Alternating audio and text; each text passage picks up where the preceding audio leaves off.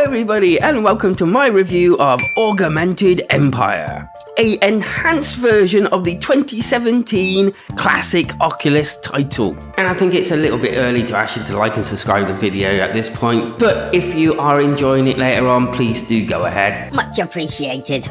Imagine, if you will, it's the year 2058, and you're playing as the poster child of civil obedience. And within this, you must muster up a team of definite misfits. It's always misfits, isn't it? And basically use them wits of yours to overthrow the elite. And I have to say, as tropey as this actually sounds, the story wasn't actually that bad. Although saying that, it was voiced by some really decent talent, like Nick Frost, Kate Mulgrew, and Jarek Hagon. I think that's how you pronounce his name. I will say, for me, the story was quite engaging and it was pretty fast paced. There was no time really that I thought, well, this is getting a bit boring. It seemed to take every opportunity it had to move you forward.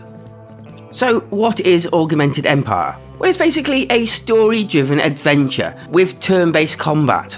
And therefore, as you'd expect, the game is played on like a grid and can be played fully immersed or mixed reality, which I have to admit was actually quite good fun to play in. Especially as the normal virtual reality mode is kind of a bit bland around you. The gaming area kind of like floats in front of you, and you can use your hands to like stretch it out so it's bigger, or bring it closer and really sort of like make it smaller so that you can handle what's going on the board a little bit more accurately.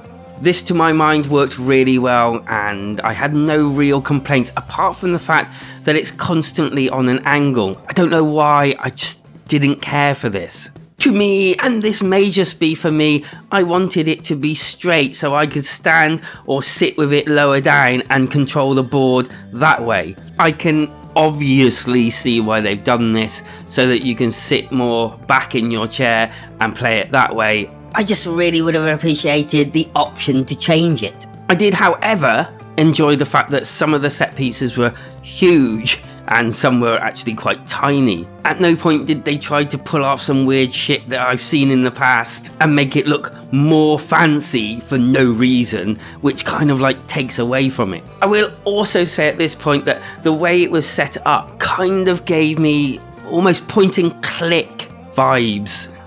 And this was not a bad thing. Even though obviously it's not a point and click game, it kind of like had, I don't know what it was, but that sort of feel to it, which was a good thing, a point and click without the point and click. I'm not quite sure whether that makes sense.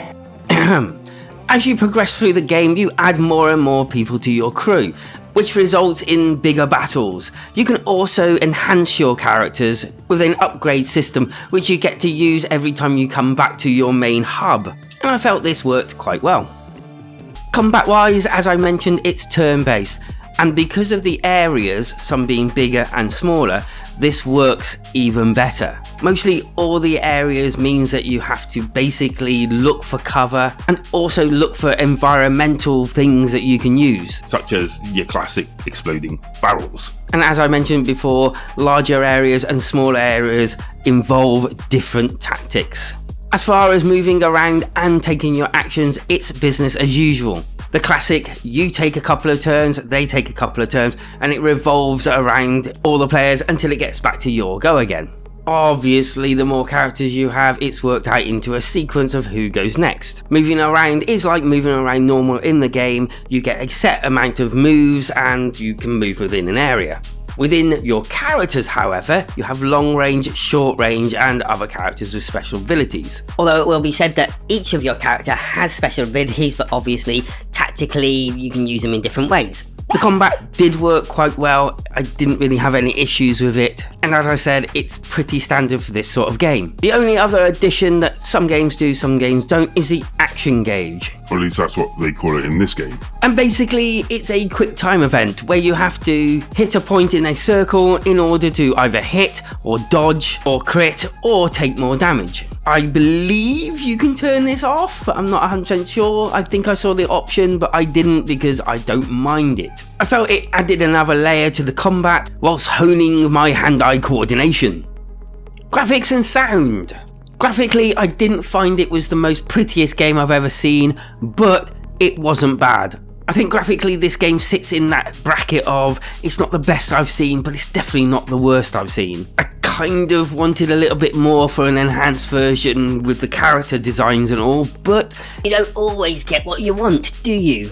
just like it would be really nice of you to hit them like and subscribe buttons if you're still with me at this point. I did enjoy, however, making the whole experience as large as I can and sort of like see trains running through my front room and other objects that you can see straight through to wherever you are. I honestly did like this effect and it worked really well. As for the sound, well, it was all voiced and by some big names, and to my mind voiced pretty well. All the other sounds were what you would expect, although just seeing everything at your eye line and hearing it crystal clear just really heightened the feel of the game.